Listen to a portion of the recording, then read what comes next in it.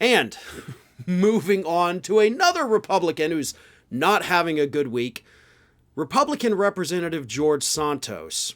Reports came out this week saying that he has once again missed the deadline to file his financial disclosure forms.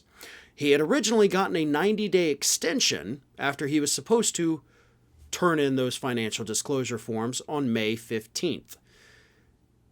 The 90-day extension expired on August 15th, and he still just oopsie-doo hasn't turned them in.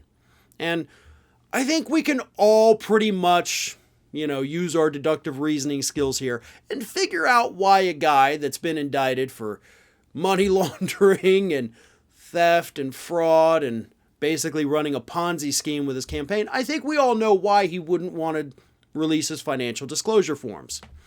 And now, see, that story would have been bigger news had it not been for a story that broke shortly after that one broke.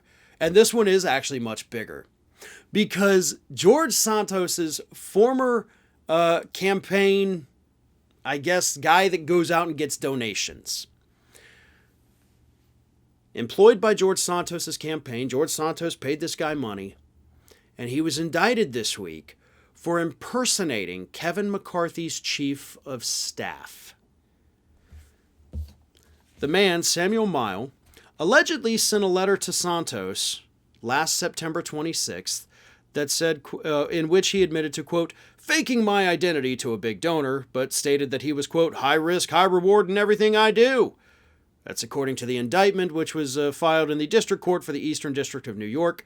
The man, Samuel Mile, was charged with 4 counts of wire fraud and 1 count of aggravated identity theft in the indictment.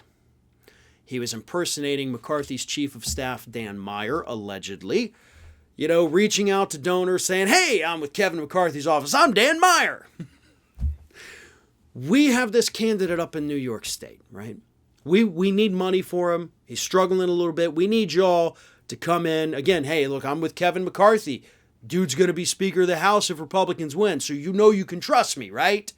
So please give money to this guy. I don't know if that's exactly what he said. I'm obviously dramatizing it a little bit. But he reached out to the donors, claiming to be somebody he wasn't. These people gave money. Now he's hit with all of these charges. But what gets me, and I'm so glad that we actually have a Democrat in the House willing to bring this up.